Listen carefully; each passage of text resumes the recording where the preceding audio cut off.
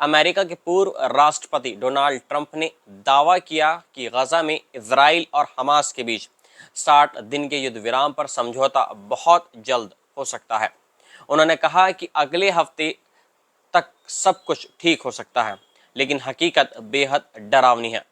Israel एक तरफ बातचीत कर रहा है तो दूसरी तरफ गजा के लोगों को खत्म करने की तैयारी कर रहा है।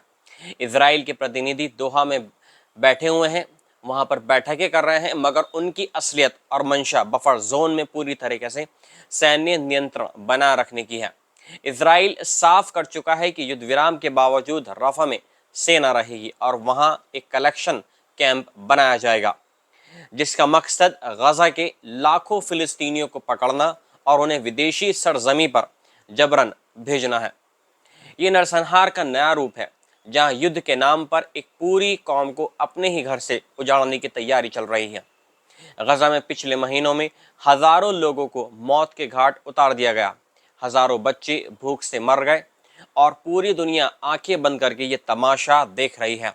इजराइल की रफा योजना के तहत फिलिस्तीनियों को पकड़कर एक जगह इकट्ठा कर दूसरे देशों में निर्वासित करने की एक योजना बनाई जा रही है।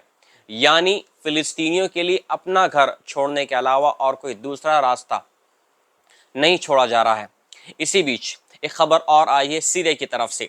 सीरिया के दक्षिणी प्रांत यानी सवेईदा से एक और दिल दहला देने वाली कहानी सामने आई है। देर रात बिदुइन कबीलों और द्रुज लड़ाकों के बीच खूनी संघर्ष में 30 से ज्यादा लोगों के मारे जाने की खबर है और करीब 100 लोग इसमें पूरी तरीके से घायल बताए जा रहे हैं। सीरिया का गृह मंत्रालय खुद मानता है कि इलाके में सरकार का कोई नियंत्रण नहीं बचा है।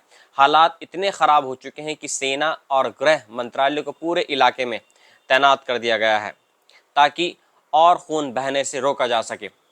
सवेईदा में सेना के जवान भी मारे गए हैं जब वे मासूम नागरिकों को बचाने की कोशिश कर रहे थे। स्थानीय लोग कह रहे हैं कि सवेईदा में अब सिर्फ हिंसा और तबाही का एक शासन रह चुका है। यहाँ ना कोई सुरक्षा बची है, ना कोई प्रशासन। जिस सीरिया पर करीब 25 साल तक बशर अल असद का कब्जा था, वह अब टूट चुका है।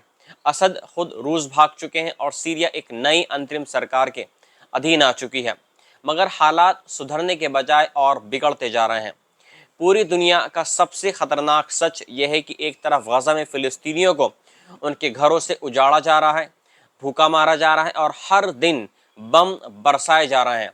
वहीं दूसरी तरफ सीरिया में अपने ही देश के लोग एक दूसरे का खून बहा रहे हैं।